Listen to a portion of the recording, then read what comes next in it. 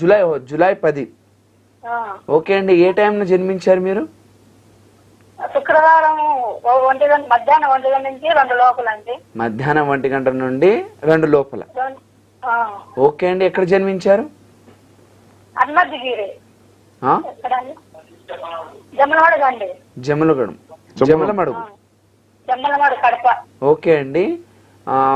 మీ సమస్య ఏంటో గురుగారికి తెలియచేయండి, చక్కని పరిష్కారం తెలుసుకోండి. గురుగారితో మాట్లాడండి. నమస్తే అమ్మా, చెప్పమ్మా. అమ్మా, భార్యాభర్తలు అంటే మీ గురించి మీరు అడిగారు కాబట్టి మీ గురించి చెప్తాను. ఇక్కడ మీది తులాలగ్నము, పుష్యమి నక్షత్రం, మొదటి పాదము, కర్కాటక రాశి అమ్మ తల్లి. మరి తులాలగ్నంలో పుట్టావు కాబట్టి నీలో అందులో అష్టమాధిపతి అష్టమంలో ఉన్నాడు కాబట్టి దీర్ఘ సౌభాగ్యవతివి, సుమంగళ యోగం బాగుంది. రెండవది ఏంటంటే నీకు కర్కాటక రాశిలో పుట్టావు కాబట్టి ఎలా ఉంటావు తల్లి అంటే, పుష్యమి నక్షత్రం స్వాభావికంగా నువ్వు అందరితో కలిసిపోయి నీ మనసులో ఉన్నది చెప్పుకునే స్వభావం ఉండదు, కొంచెం గుట్టుగా ఉంటావు. అందులో అందరితో కలిసే రకం కూడా కాదు, టైం పడుతుంది. రెండవది ఏంటంటే నీ రాశికి గోచార పరంగా చూస్తేమో శుక్రుడు పాపి, అంటే నీ లగ్నాధిపతి శుక్రుడు.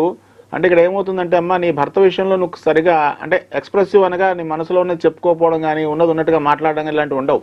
అంటే కాస్త దాపరికం మెయింటైన్ చేస్తావు కాబట్టి ఈ రాశి పరంగా మీ ఇద్దరి మధ్యన కొంచెం సమస్యలు కానీ రావడానికి అధికంగా ఆస్కారం ఉన్నదమ్మా.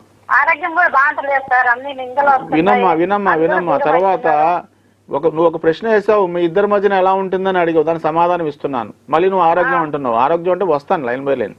తర్వాత ఇప్పుడు ప్రస్తుతం నీకు అష్టమశని నడుస్తుందమ్మా. ఈ అష్టమశని వల్ల ఏంటంటే కొంత మతిమరుపు రావడానికి ఆస్కారం ఉంటుంది. మోకాళ్ళ సంబంధంగా కానీ కొంచెం ఎముకల సంబంధంగా నొప్పులు అధికంగా ఉంటాయమ్మా. నువ్వేం చేస్తావంటే ఆంజనేయ స్వామికి నెలకి 1 మంగళవారము సింధూర సేవ, ఆంజనేయ స్వామికి నెలకి 1 మంగళవారం సింధూర సేవ చేయడం వల్ల నీకు మీ ఆయనకి బాగుంటుంది, నీ సంతానానికి బాగుంటుంది. అది కాకుండా నెలకి 1 శనివారం ఆంజనేయ స్వామికి వడమాల, చిన్న చిన్న గారెలు 44 108 కానీ వేస్తారమ్మా. అలా వేయించడం వల్ల ప్రస్తుతం నువ్వు పడుతున్న అష్టమ శని వల్ల కూడా ప్రభావం కనబడుతుంది, కొంచెం మంచి లైఫ్ వస్తుంది. ఇది కాకుండా నువ్వేం చేస్తావు అంటే ప్రతి నెల తదియ మళ్ళీ ఈ రోజు తదియమ్మ అక్షయ తృతీయ కూడా ఉంది. తదియ రోజున పసుపు గౌరమ్మని ఆరాధించి, అంటే పసుపు గౌరమ్మకి పూజ చేసుకుని ఆ గౌరమ్మకి బెల్లం ముక్క నైవేద్యం పెట్టి అష్టోత్తర నామాలు చదువుకుని నీకు ఏం సమస్యలు ఉన్నాయో చెప్పుకొని ఆ గౌరమ్మ దగ్గర పెట్టిన ప్రసాదం తీసుకుంటే నీకు ఖచ్చితంగా నీ ఆరోగ్యం బాగుంటుంది, నీ భర్తకి బాగుంటుంది, నీ పిల్లలకి బాగుంటుందమ్మా. ఉంటాను తల్లి. గురుగారు చెప్పినట్టు పాటించండి.